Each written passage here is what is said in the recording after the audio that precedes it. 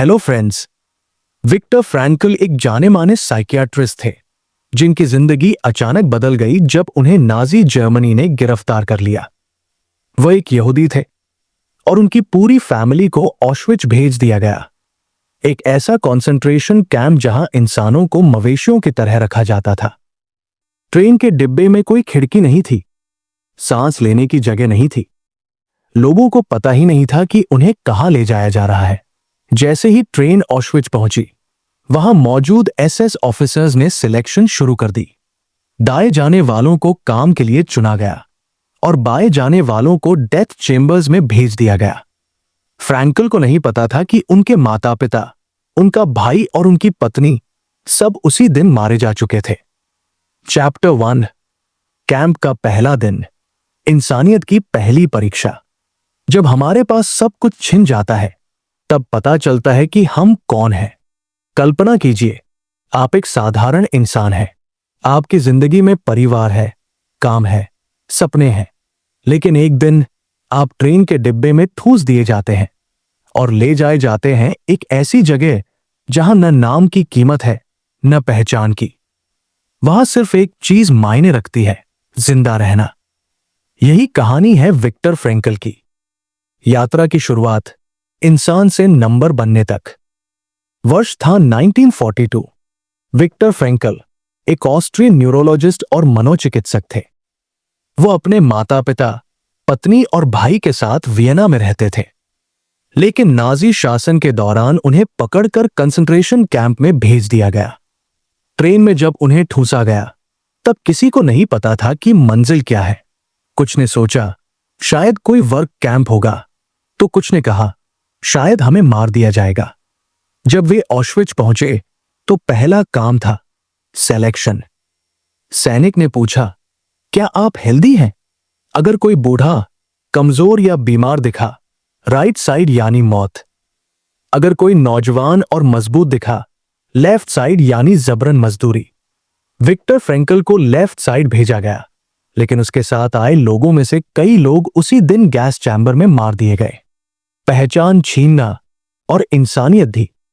जैसे ही वे अंदर ले जाए गए, उनके सारे कपड़े उतार दिए गए, बाल काट दिए गए, कपड़े की जगह कैदियों वाली स्ट्राइप ड्रेस दी गई और नाम के बदले उन्हें मिला एक नंबर 11904।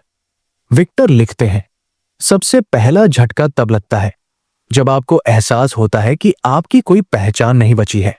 आप अब कोई व्यक्ति नहीं, बल्कि एक ऑब्जेक्ट है जो बस सर्वाइवल के लिए मौजूद है। कंसंट्रेशन कैंप की पहली रात उनके लिए जीवन की सबसे लंबी रात थी। न कोई गद्दा, न कंबल, न गरम खाना, न कोई उम्मीद।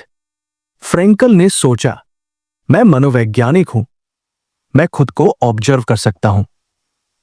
अगर मैं अंदर की ताकत बचा पाया तो मैं ये सब झेल जाऊंगा। उन्होंने उस पल में अपने दर्द को मीनिंग देने की कोशिश की, क्योंकि अगर दर्द अर्थहीन हो तो वो नर्क बन जाता है। फ्रैंकल के अनुसार हर परिस्थिति में इंसान के पास एक अंतिम स्वतंत्रता होती है, वो है अपने नजरिए को चुनने की आजादी। जब उनके साथ के लोग टूटते जा रहे थे, आत्महत्या करने लगते थे, फ्रैंकल ने खुद को रोका, क्योंकि उन्हें अपने अंदर एक क्यों दिख रहा था। मुझे इस अनुभव से सीखना है।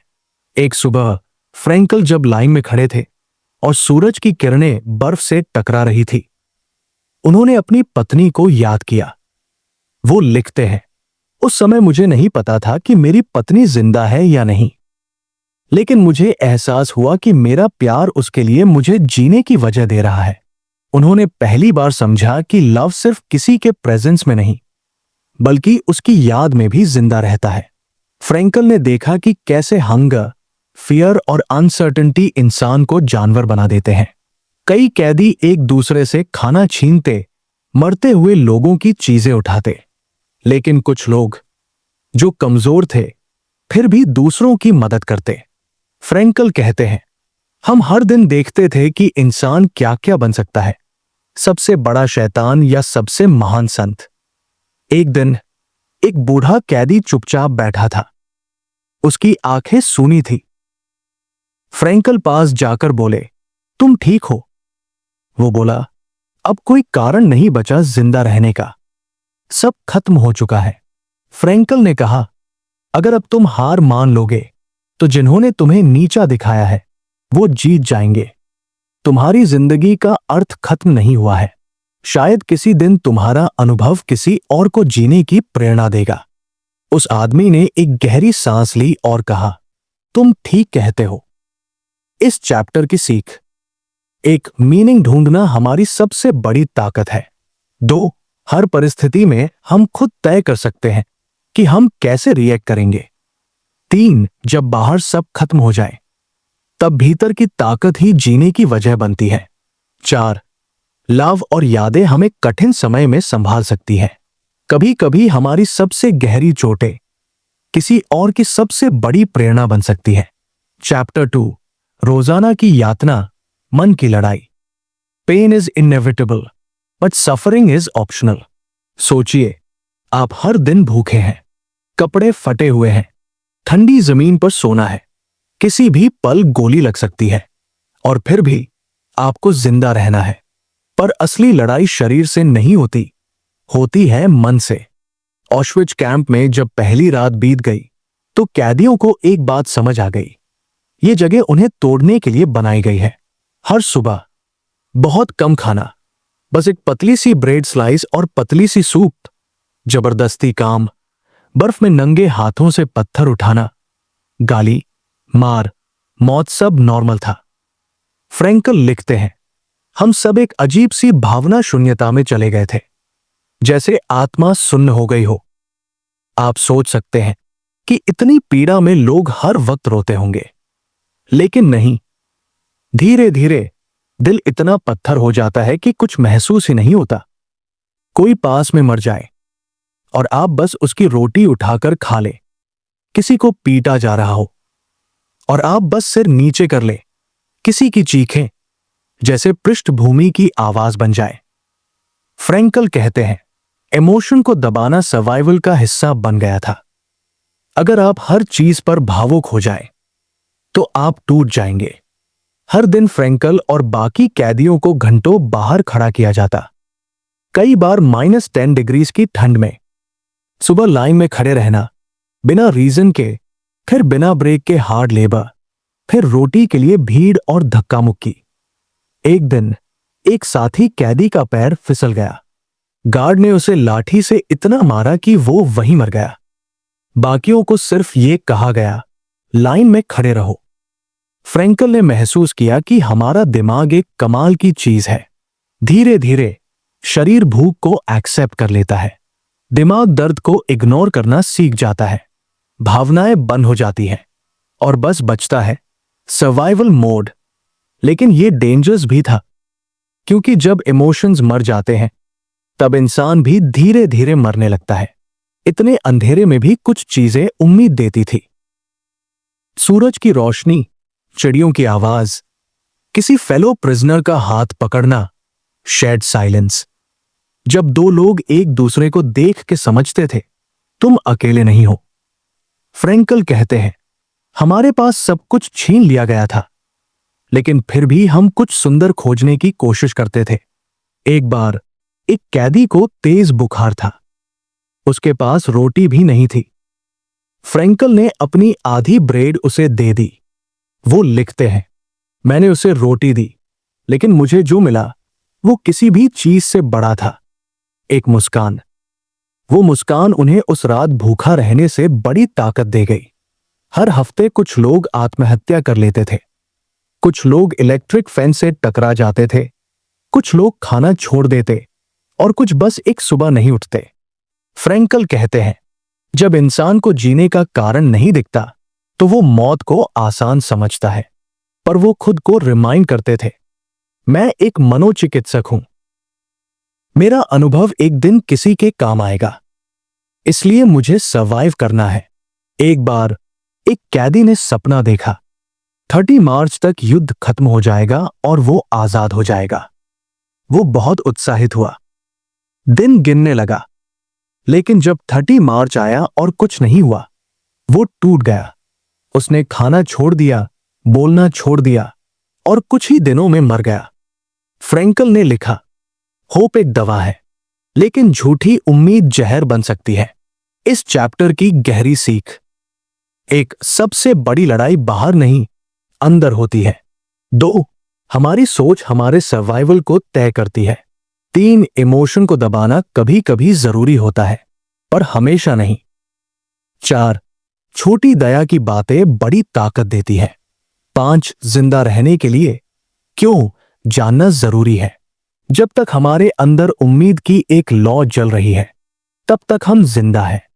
चैप्टर 3, अंतिम स्वतंत्रता, एटीट्यूड का चयन। Everything can be taken from a man but one thing, the last of the human freedoms, to choose one's attitude in any given set of circumstances. सोचिए, आप सब कुछ खो चुके हैं, परिवार, नाम, आजादी, खाना, शरीर की ताकत, लेकिन क्या आपके पास अब भी कोई शक्ति बची है? विक्टर फ्रैंकल कहते हैं, हां, और वो शक्ति है अपना रवैया चुनने की शक्ति। ऑश्विच में सब चीजें तय थी। कब उठना है, क्या खाना है, कौन सा काम करना है, कितनी पिटाई होगी, कब मौत आएगी। लेकिन एक चीज ऐसी थी जिसे कोई गार्ड, कोई हिटलर, कोई गैस चैम्बर नहीं छीन सका, कैदी के सोचने का तरीका। फ्रैंकल कहते हैं, हम नहीं चुन सकते कि हमारे साथ क्या होगा, पर हम चुन सकते हैं कि हम उसका जवाब कैसे देंगे। एक दिन जब फ्रैंकल लाइन में खड़े थे, गार्ड ने उन्हें जोर से थप्पड़ मारा। सारे साथी डर से पीछे हट गए, पर फ्रैंकल ने मन में कहा, मैं उसके अंदर की नफरत को नहीं अब्सॉर्ब करूंगा, मैं सिर्फ एक विटनेस बनूंगा। वो मुस्कुराए नहीं, बोले नहीं, लेकिन अंदर एक शांति बनी रही। यही है एटीट्यूड की शक्ति। फ्रैंकल ने देखा कि जिन कैदियों के पास कोई उद्देश्य था, कोई मीनिंग था, वो ज्यादा दिनों तक जिंदा रहे। एक व्यक्ति जो अपनी बेटी से मिलना चाहता था, एक लेखक जो अपनी अधूरी किताब पूरी करना चाहता था, एक पिता जो अपने बेटे को आखिरी बार देखना चाहता था। फ्रैंकल का लक्ष्य था, मैं इस अनुभव को एक दिन दूसरों की मदद के लिए प्रयोग करूंगा। मैं इससे सीखूंगा, इसे जीऊंगा और इसे लिखूंगा। जब हर चीज नकारात्मक हो, तो पॉजिटिव सोचना कोई आसान काम नहीं होता। पर फ्रैंकल ने कुछ तरीके अपनाए। वो खुद को अक्सर इमेजिनेशन में देखते थे, वियना में अपने लेक्चर देते हुए, स्टूडेंट्स को अपने अनुभव बताते हुए, वाइफ के साथ वॉक करते हुए। इस विजुअलाइजेशन ने उन्हें आशा दी।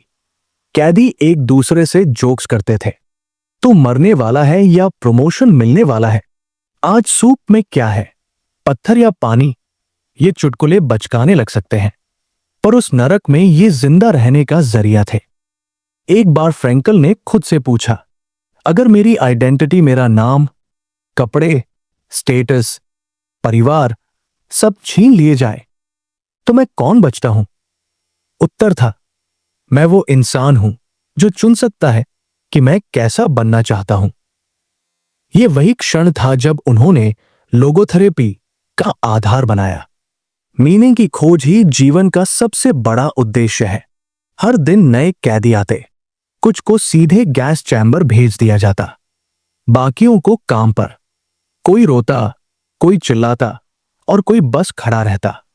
फ्रैंकल ने लिखा, जब इंसान जानता है कि वो एक हायर पर्पस के लिए सफर कर रहा है, तो सफरिंग बदल जाती है, वो एक मिशन बन जाती है।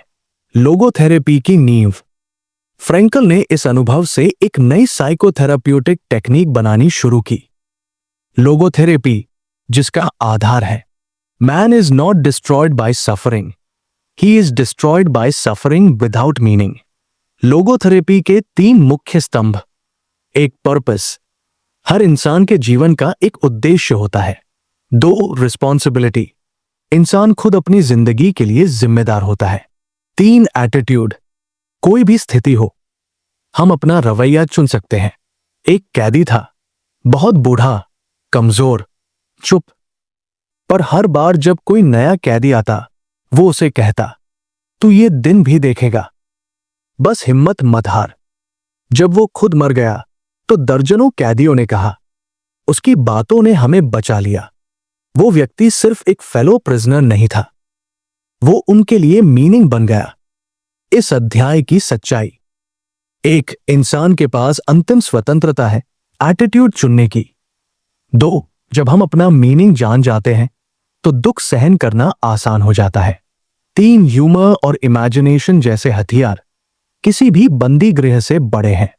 4, हर परिस्थिति में मैं कौन हूं, इसका उत्तर हमें ताकत देता है।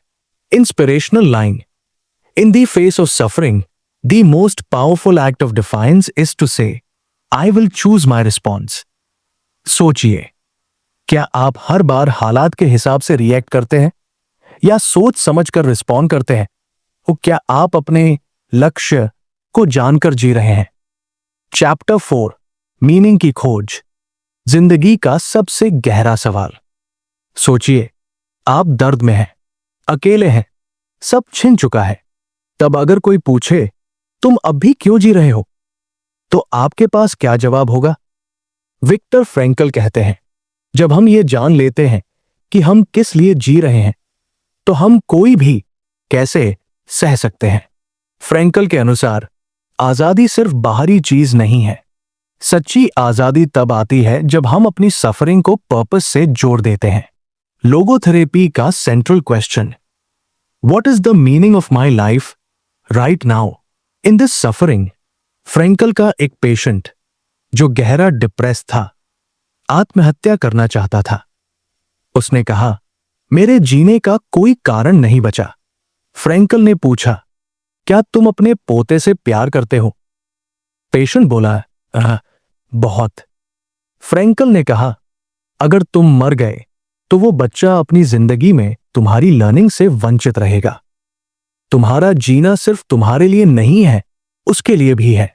वो आदमी रो पड़ा। उसने पहली बार खुद से बाहर किसी कारण के लिए जीने की इच्छा महसूस की। मीनिंग की खोज के 3 रास्ते। फ्रैंकल कहते हैं, जिंदगी के अर्थ को हम 3 रास्तों से पा सकते हैं। 1, थ्रू वर्क एंड क्रिएटिविटी, जब हम कुछ कंट्रीब्यूट करते हैं, जैसे किताब लिखना, किसी की मदद करना, कोई art banana. 2, through love and relationships, जब हम किसी को पूरी तरह समझते हैं, स्वीकार करते हैं, या जब हम किसी को सच्चे दिल से चाहते हैं। 3, थ्रू सफरिंग, जब हमारे पास कुछ नहीं बचता तब भी हम चूज कर सकते हैं, मैं इस सफरिंग को कैसे अर्थपूर्ण बनाऊं। एक दिन फ्रैंकल को ठंड में एक टूटी हुई सड़क पर बैफुट काम करना पड़ा। हड्डियां जम रही थी, भूख लग रही थी और मन में डर था। तभी उन्होंने आकाश की ओर देखा और मन में कहा, मेरी सफरिंग व्यर्थ नहीं है, मैं इससे कुछ बड़ा बना सकता हूं। यह वो क्षण था जब उन्होंने महसूस किया कि वो अपने दर्द को सार्थकता में बदल सकते हैं। फ्रैंकल कहते हैं, हम जिंदगी से सवाल नहीं पूछ सकते, जिंदगी हमसे सवाल पूछती है कि हम इसका उत्तर कैसे देंगे। ये उत्तर हर व्यक्ति को खुद देना होता है, हर दिन, हर परिस्थिति में। एक दिन मार्च करते हुए, ठंडी हवा में कांपते हुए, फ्रैंकल के मन में अपनी पत्नी का चेहरा आया। वो जान भी नहीं पाते थे कि वो जीवित है या नहीं, पर उस पल में उन्होंने प्रेम की शुद्धता को महसूस किया। In that moment I understood love goes beyond space and time. I could feel her presence with me. वो अकेले नहीं थे, उनके पास मीनिंग था, उनका प्यार, उनकी आशा। फ्रैंकल कहते हैं, मैं पॉजिटिव सोचने की बात नहीं करता, मैं मीनिंगफुल सोचने की बात करता हूं। पॉजिटिव एटीट्यूड एक सरफेस लेवल ऑप्टिमिज्म है, लेकिन मीनिंग डीपर कमिटमेंट है, पर्पस से जुड़ा हुआ। Inspirational line from book: those who have a why to life can bear almost any how. Life is never made unbearable by circumstances, but only by lack of meaning and purpose. Logotherapy ये नहीं पूछता तुम खुश क्यों नहीं हो, बल्कि पूछता है तुम्हारी जिम्मेदारी क्या है। हर सफरिंग हमें यह अवसर देती है, या तो टूट जाओ या उससे ऊपर उठकर औरों को रोशनी दो। फ्रैंकल ने कई सुसाइड अटेम्प्ट पेशेंट्स को सिर्फ यह पूछकर बचाया, इस सफरिंग में क्या ऐसा है जो किसी और की मदद कर सकता है? क्या तुम किसी ऐसे को जानते हो जिसे तुम्हारी जरूरत है? और बहुत बार जवाब होता था, हां, मेरी मां, हाँ, मेरे स्टूडेंट। जीवन की परिस्थितियां नहीं बदलती, पर हमारा दृष्टिकोण बदलता है। फ्रैंकल कहते हैं, if you can't change the situation, change the way you look at it. यह मानसिक दृष्टिकोण इंसान की सबसे बड़ी ताकत है। यही अल्टीमेट फ्रीडम है। Inspirational line from book, even in suffering man can find greatness, not in escaping it but in transcending it. Chapter 5, existential vacuum. जब अंदर सब खाली लगता है। कभी ऐसा लगा है जैसे सब कुछ होते हुए भी अंदर से खाली है? जैसे आपके पास वक्त है, पैसा है, लेकिन फिर भी कोई एक्साइटमेंट नहीं। विक्टर फ्रैंकल इसे कहते हैं एग्जिस्टेंशियल वैक्यूम। क्या है एग्जिस्टेंशियल वैक्यूम? ये वो मेंटल स्थिति है जहां इंसान को लगता है, एक, जिंदगी में कोई डायरेक्शन नहीं है। 2, न कोई लक्ष्य है, न कोई मकसद। 3, हर दिन बस मैकेनिकल तरीके से बीत रहा है। यह डिप्रेशन या बॉर्डम की एक्सट्रीम स्थिति हो सकती है। फ्रैंकल के अनुसार यह वैक्यूम मॉडर्न सोसाइटी में बहुत कॉमन है। क्यों? क्योंकि हमने फ्रीडम तो पा ली है, पर डायरेक्शन खो दी है। एक बिजनेसमैन के पास करोड़ों की कंपनी थी, बंगला था, गाड़ी थी, लेकिन अंदर से वो टूट चुका था। उसने कहा, I don't feel alive anymore. मेरी मॉर्निंग्स एक सजा की तरह है। फ्रैंकल ने उससे पूछा, अगर आपकी कंपनी आज बंद हो जाए तो क्या आपकी जिंदगी का उद्देश्य भी खत्म हो जाएगा? वो चुप हो गया। उस साइलेंस में ही वैक्यूम था। जब जिंदगी डायरेक्शन खो देती है अस टाइम, फ्रैंकल कहते हैं, यह वैक्यूम हमें 2 एक्सट्रीम में ले जा सकता है।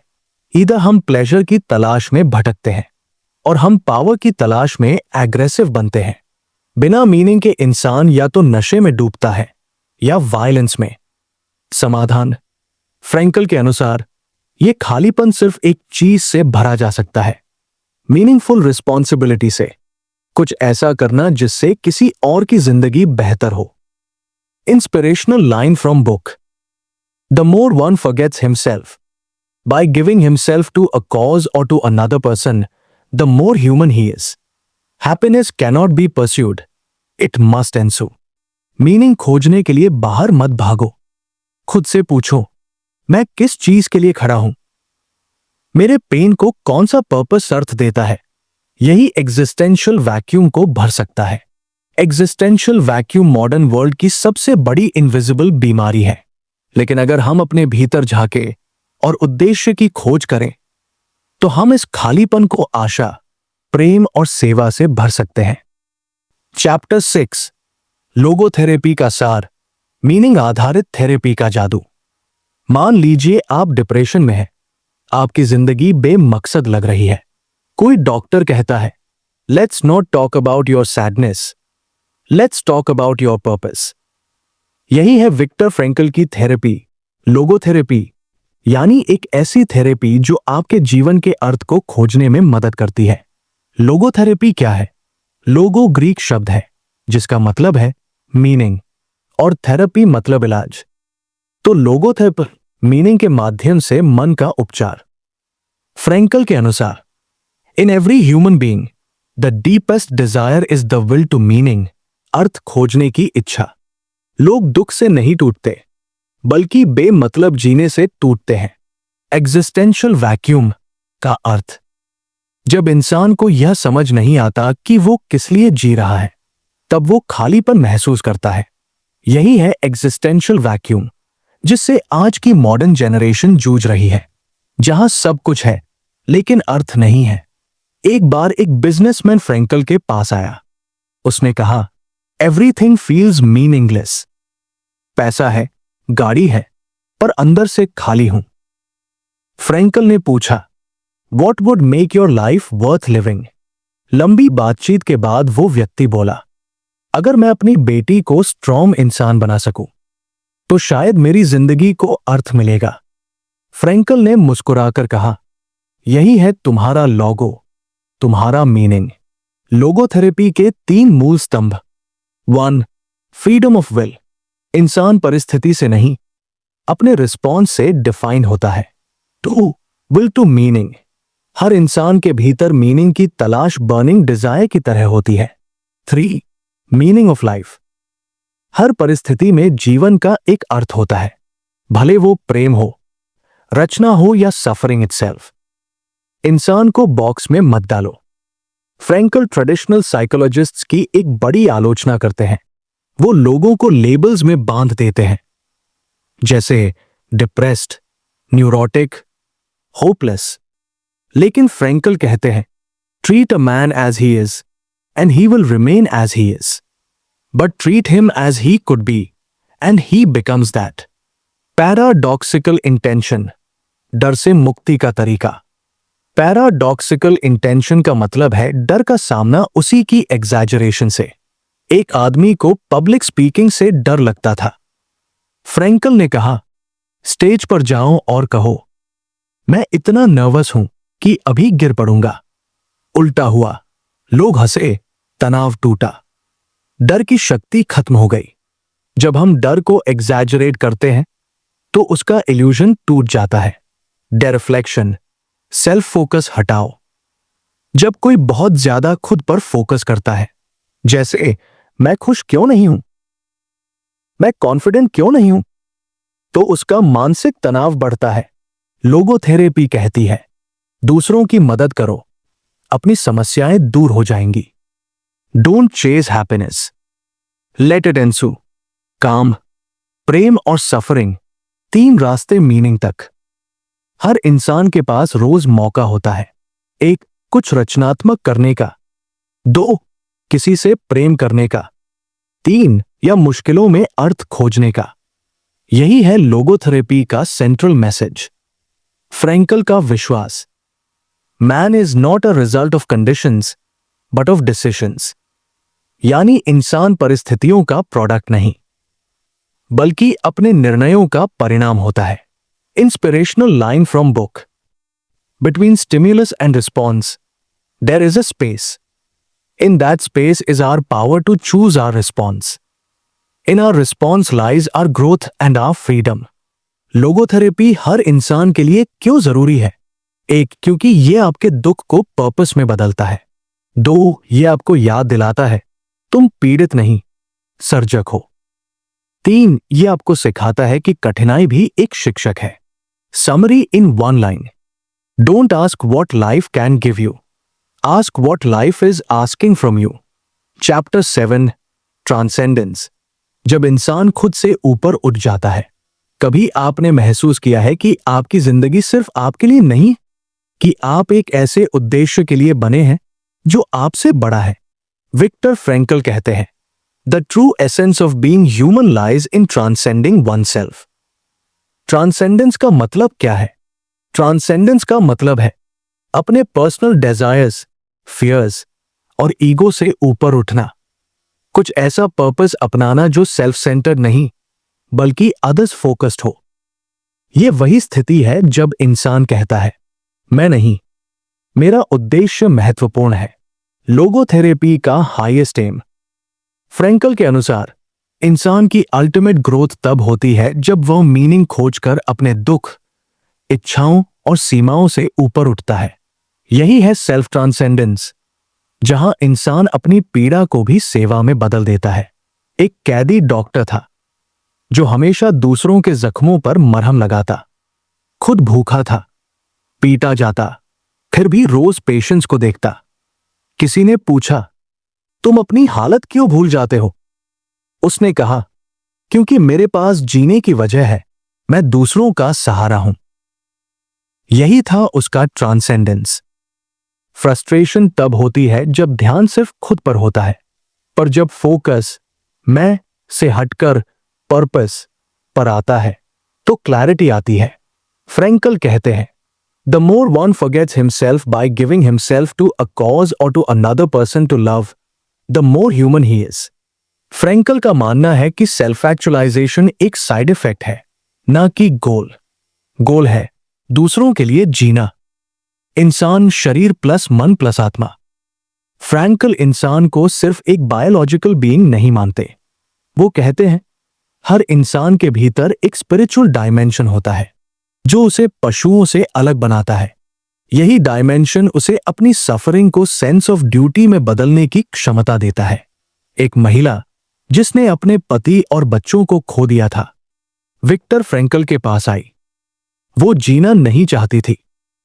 फ्रैंकल ने पूछा, क्या तुम्हारे अनुभव किसी और के काम आ सकते हैं? महिला ने कहा, शायद मैं उन महिलाओं की मदद कर सकती हूं जो ग्रीफ से गुजर रही हैं। उस पल उसने अपने दुख को मिशन में बदल दिया। जब इंसान खुद को भूलकर किसी मिशन से जुड़ता है, दर्द कम हो जाता है, डर हटने लगता है, ईगो डिसोल्व हो जाता है। तब वो अपने अंदर के डिवाइन पोटेंशियल को एक्टिवेट करता है। Transcendence, ultimate freedom. फ्रैंकल कहते हैं, even in the most inhuman situations man can choose to be human. ये वो पल होता है जब इंसान परिस्थिति को डिफाइन नहीं करता, बल्कि उससे ऊपर उठकर इंस्पायर करता है।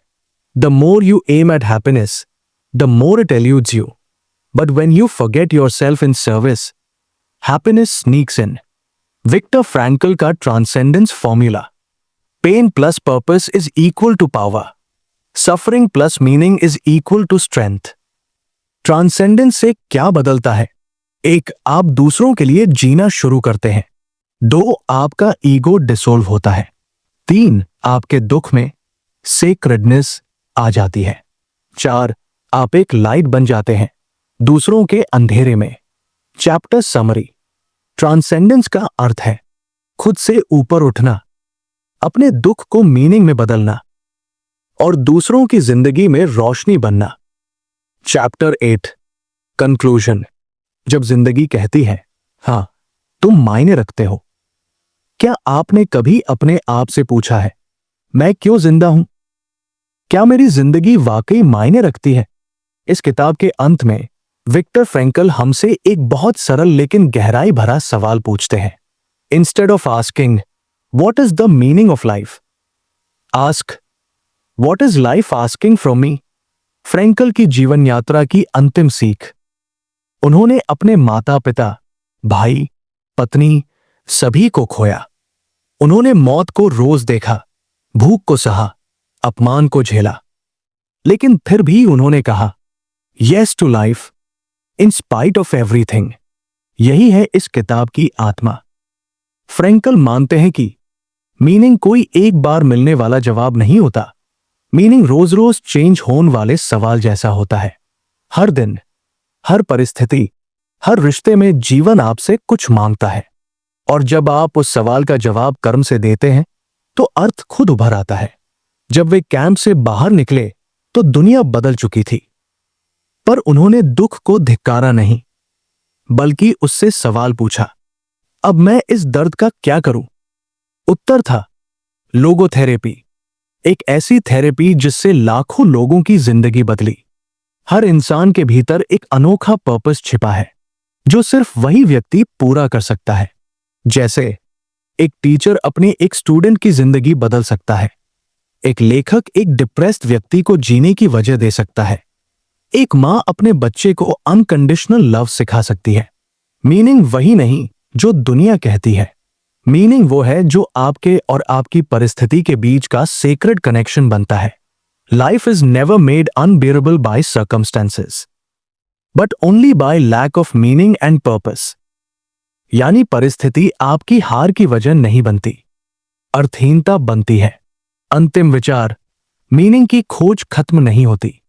कुछ लोगों के लिए मीनिंग होता है किसी के लिए जीना, कुछ के लिए होता है कला, विज्ञान या सेवा, और कुछ के लिए मीनिंग आता है सफरिंग को गरिमा के साथ सहने से। लेकिन सभी के लिए कॉमन बात है किसी हायर पर्पस से जुड़ना। फ्रैंकल के 3 टाइमलेस गिफ्ट्स। 1. चॉइस की शक्ति। आप किसी भी परिस्थिति में अपने एटीट्यूड को चुन सकते हैं। 2. सफरिंग में भी मीनिंग होता है, दर्द व्यर्थ नहीं होता जब उसमें उद्देश्य हो। 3. Transcendence is powerful. आप अपने दुख, ईगो और सीमाओं से ऊपर उठ सकते हैं। अंतिम सीख, meaning is not something you wait for, it's something you create through love, work and courage. Final note, जिंदगी का न्योता। ये किताब सिर्फ एक विचार नहीं, बल्कि एक इनविटेशन है, एक ऐसा निमंत्रण जो कहता है तुम्हारे जीने का एक उद्देश्य है, तुम्हारे दर्द का भी एक अर्थ है, और तुम्हारा अस्तित्व इस ब्रह्मांड में एक अद्वितीय योगदान है। पूरी किताब की समरी एक वाक्य में, जब इंसान ये जान लेता है कि उसका क्यों क्या है, तो वो हर कैसे को सह सकता है। Friedrich Nietzsche. Top 10 learnings from man's search for meaning. 1. इंसान की सबसे बड़ी ताकत है अपनी सोच का चुनाव करना। 2. अगर किसी सफरिंग में मीनिंग मिल जाए तो वह दर्द नहीं रहता। 3. जिंदगी का मतलब हमें खुद डिस्कवर करना होता है। 4. प्यार सबसे गहरा ह्यूमन एक्सपीरियंस है। 5. पर्पस और रिस्पॉन्सिबिलिटी हैप्पीनेस से ज्यादा पावरफुल होते हैं। 6. होप इंसान को जिंदा रख सकती है। 7. हर परिस्थिति में मीनिंग पाया जा सकता है। 8. दूसरों के लिए जीने से हमारा दर्द कम हो जाता है। 9. इनर फ्रीडम ही असली आजादी है। 10. लाइफ को सवाल मत बनाओ, लाइफ तुम्हें सवाल करती है कि तुम इसका जवाब कैसे दोगे।